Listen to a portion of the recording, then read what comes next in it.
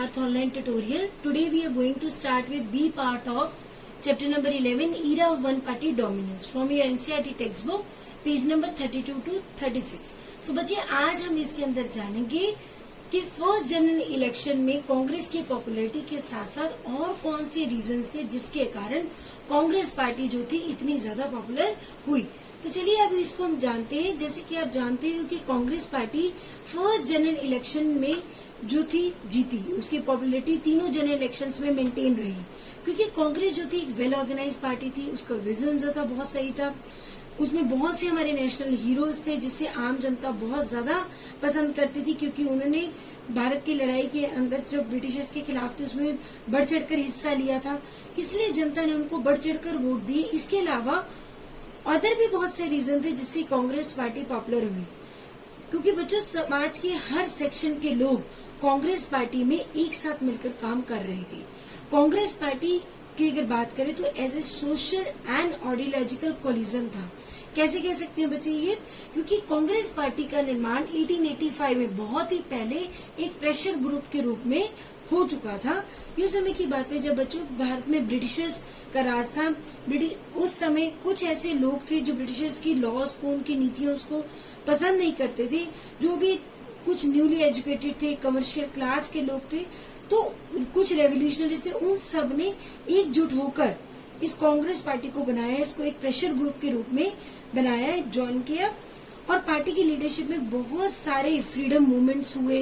India को freedom free करवाने में इन्होंने अपना बहुत बड़ा योगदान दिया, और इस तरीके से इनके बहुत बड़े योगदान होने के कारण इसी middle class, urban class, allied peoples, इन सब लोगों के कारण जो ये कांग्रेस पार्टी बनी हुई थी, उससे क्या हुआ, जो कांग्रेस पार्टी थी इवेंचुअली और ग्रेजुअली एक डोमिनेटेड पार्टी के रूप में कन्वर्ट हो गई।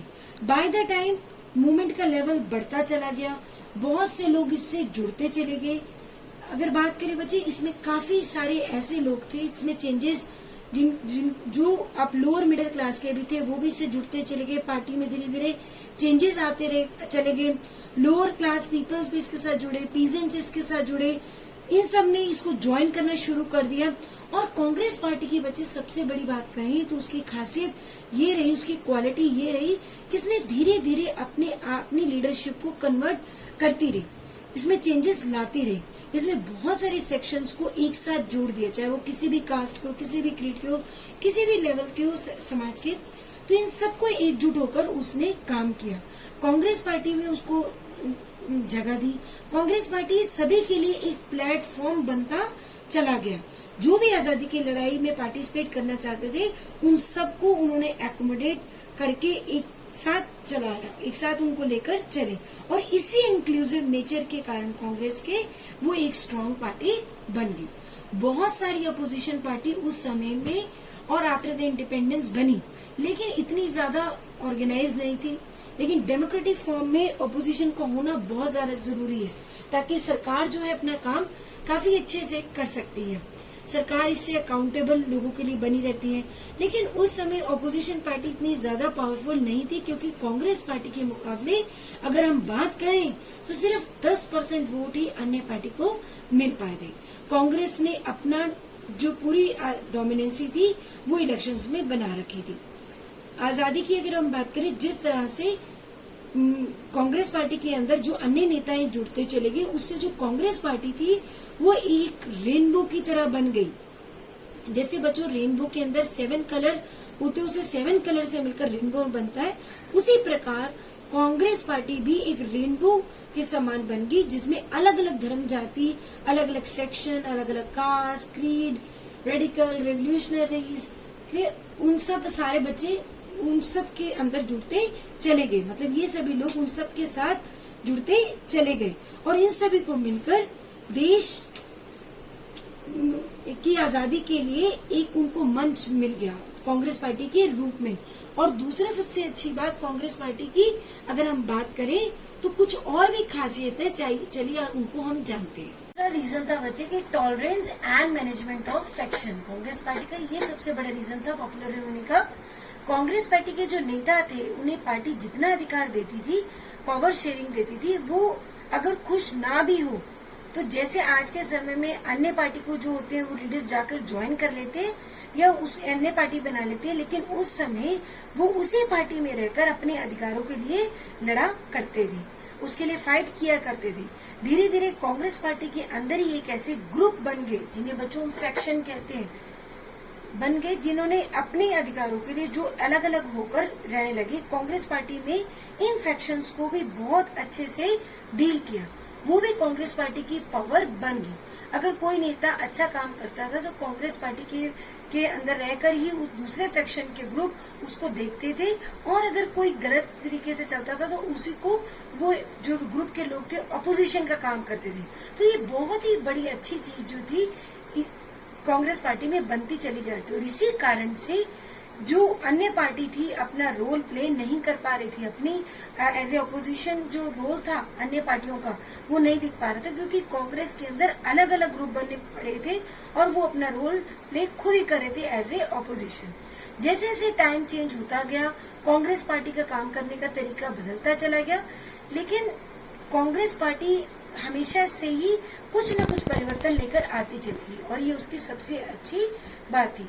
कांग्रेस पार्टी के लीडर्स के बीच में बहुत ज्यादा बच्चों म्यूचुअल अंडरस्टैंडिंग थी, वो एक दूसरे को सपोर्ट करते थे।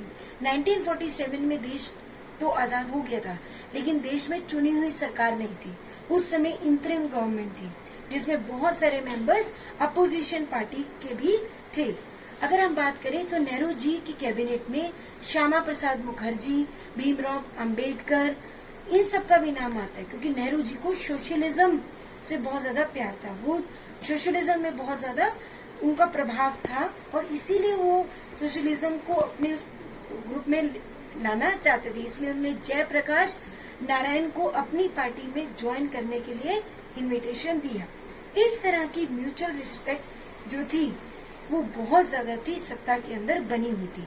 और अगर हम बात करें, ये सबसे अच्छी बात थी कांग्रेस पार्टी की, उसके विचारों की लड़ाई नहीं थी, बल्कि वो जो थी अदर ऑपोजिशन पार्टी के रूप में देश के लिए अच्छा करना चाहते थे और पूरे भरपूर इज्जत दूसरों को देना चाहते थे, ना कि अपोजिशन को नीचा गिराना चाहते थे, जैसे कि आज के समय में होता है अपोजिशन को नीचे गिराया जाता है, ऐसा उस समय में नहीं था।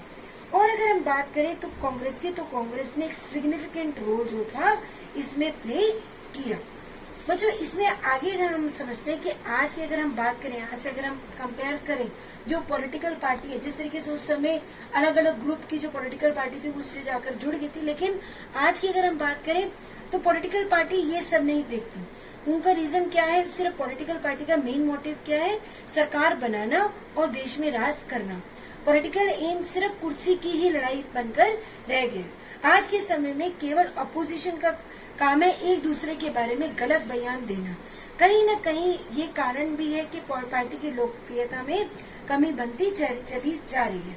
अगर हम बात करें जिस तरीके से कांग्रेस पार्टी की लोकप्रियता के ये सब कारण थे, तो आज अगर हम कंपेयर करें कांग्रेस पार्टी की लोकप्रियता की, तो उसमें बहुत ज्यादा कमी आ गई है। और ये कमी बच्चों अभी से नहीं, अगर हम 2014 के इलेक्शन की बात करें तो उसके अंदर जो जिस पार्टी ने फर्स्ट जनरल इलेक्शन में 489 में से 364 सीट्स की जीत हासिल करी थी, उसी पार्टी ने अकेले 2014 में सिर्फ 44 सीट्स पर ही जीत हासिल करी।